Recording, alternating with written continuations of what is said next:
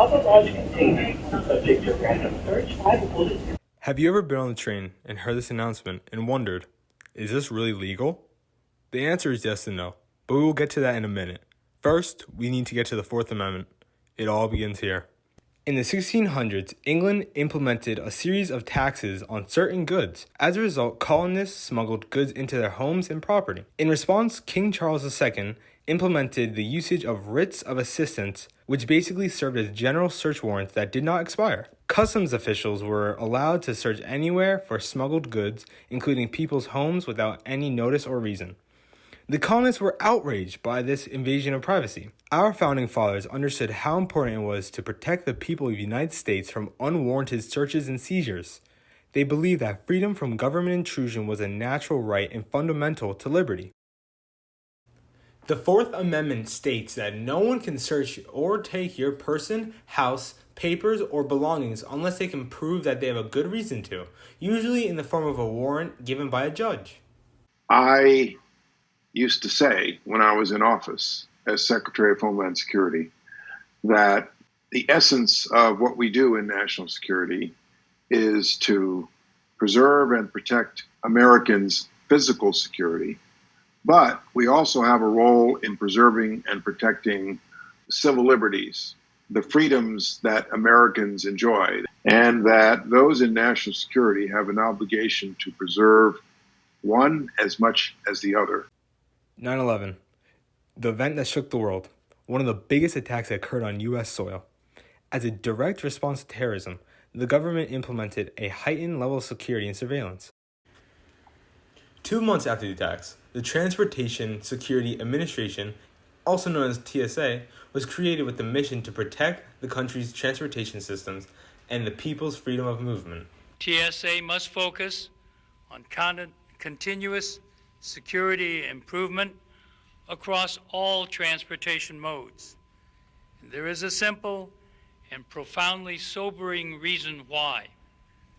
The threat is real. 9/11 will not happen again. Before 9/11, only 5% of checked bags were screened before boarding planes, but today all bags are screened for weapons and destructive items. Not only were security measures implemented on a national level, New York City also implemented a few security measures of their own.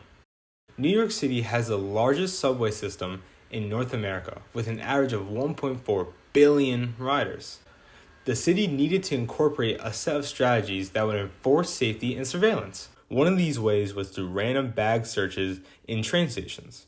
Police would set up tables inside stations, randomly pick potential passengers, and ask them to search their belongings. In 2005, the New York Civil Liberties Union sued the city over the random bag searches in the subway, claiming the searches are unprecedented, unlawful, ineffective, and unlikely to deter terrorist activity, and a violation of the Fourth Amendment rights. And that although NYPD claims that these searches are random, the large and hard to control traffic creates a potential for racial profiling. New York City has had its fair share of issues when it comes to searches and seizures. For a long period of time, New Yorkers advocated to end the police practice of stop and frisk, which allowed officers to temporarily detain, question, and search civilians and suspects on the street. Responding to the protests and backlash in 2013, a federal judge ruled that the NYPD's stop and frisk tactics were unconstitutional.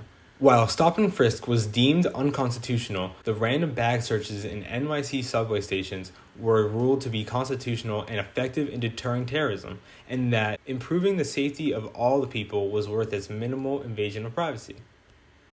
In normal times, we become concerned when we see law enforcement seemingly randomly searching bags.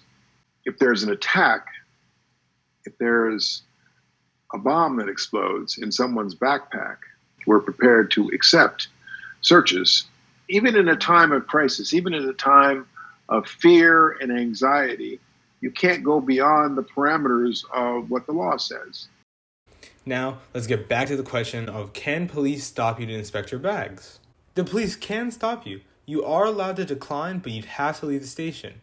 When interacting with the police, try to remain calm and respectful. You don't want to escalate a situation that doesn't need to be. Before you move on from this video, I would like to encourage you to learn more about your rights. Here are some resources that would be helpful to have on your journey. Educate yourself on your rights. And remember, knowledge is power.